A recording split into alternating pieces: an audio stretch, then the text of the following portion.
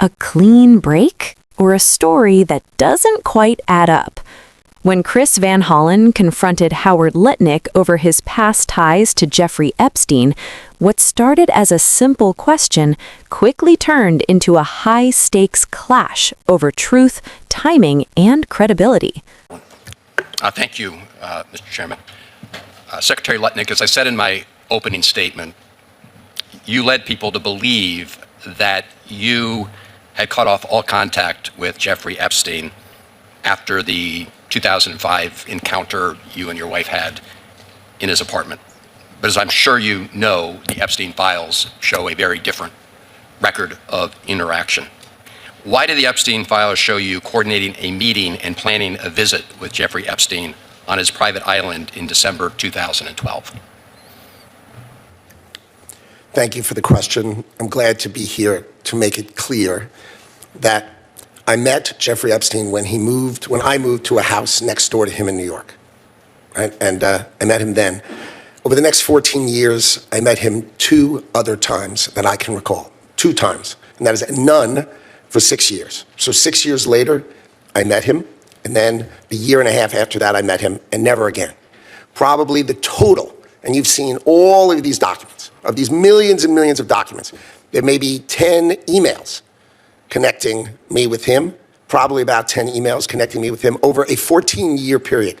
I did not have any relationship with him. I barely had anything to do with that person, okay?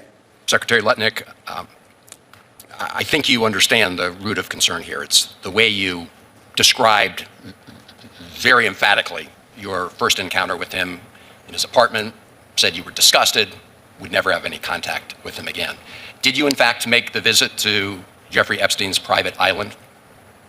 I did have lunch with him as I was on a boat going across on a family vacation. My wife was with me, as were my 4 children and nannies. I had another couple they were there as well with their children, and we had lunch on the island. That is true, for an hour, and we left with all of my children, with my nannies and my wife all together. We were on family vacation. We were not apart. To suggest there was anything untoward about that in 2012, I don't recall why we did it, but Mr. Secretary, again, as I said, there's not an indication that you yourself engaged in any wrongdoing with Jeffrey Epstein. It's the fact that you believe that you misled the country and the Congress based on your earlier statements, suggesting that you cut off all contact when, in fact, you had not. When you visited the private island, did you see anything inappropriate during that visit? The only thing I saw with my wife and my children and the other couple and their children was staff who worked for Mr. Epstein on that island. And you realize that this visit took place after he'd been convicted, right? I mean, you made a very big point of saying that you sensed that this was a bad person in 2005. And then, of course, in 2008, he was convicted of soliciting prostitution of a minor. And yet you went and had this trip and other interactions. Did you have a dinner in Epstein's New York City home in 2011? No. So the information that suggests that there was a dinner with Woody Allen and Woody Allen's spouse at the Epstein residence, there's nothing to that. Is that right?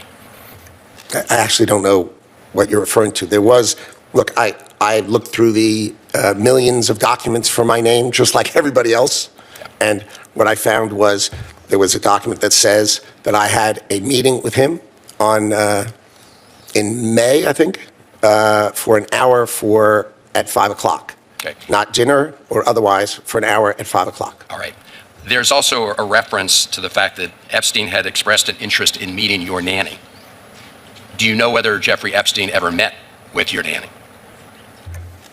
No, I saw that. I had no idea what that was about. It had nothing to do with me. No as far as interaction I at know. all with him on there? No, as far as I know, no. Would you, Mr. Secretary, be willing to ensure that the file is complete to share with this committee and the Congress your own records, any records you have that relate to Jeffrey Epstein? I will surely talk about that. I hadn't thought about that. I have nothing to hide. Absolutely nothing. All right. Well, thank you, Mr. Chairman. Again, I do think this goes right to the heart of the question of credibility based on the Secretary's earlier statements. I hope to pursue some of the other issues under the hearing as we go on. Thank you. Senator Kennedy. Thank you, Mr. Chairman. Thank you, Mr. Secretary, for being. What unfolded in this hearing wasn't just another round of questioning. It was a slow, methodical unraveling of a narrative. When Chris Van Hollen pressed Howard Lutnick about his past statements on Jeffrey Epstein, the focus wasn't on speculation or rumor.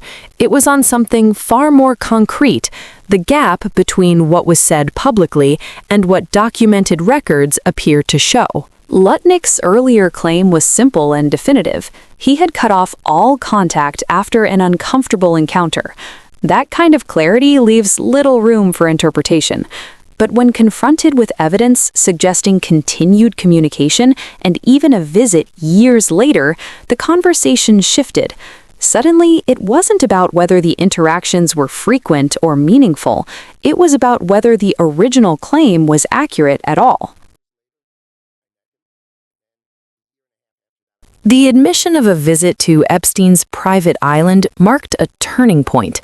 Lutnick framed it as a brief, family-oriented stop during a vacation, his wife, children, and others present. Nothing inappropriate observed. On its face, the explanation attempts to strip the moment of suspicion.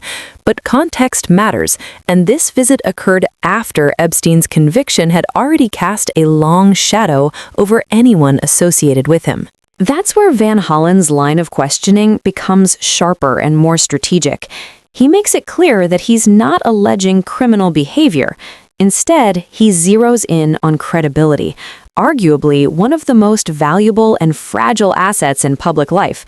Because once a statement is shown to be incomplete or misleading, even unintentionally, it raises broader questions about what else may not fully align. By the end, the exchange leaves a lingering tension rather than a definitive conclusion. Lutnick maintains he has nothing to hide and expresses openness to sharing records, but the core issue remains unresolved.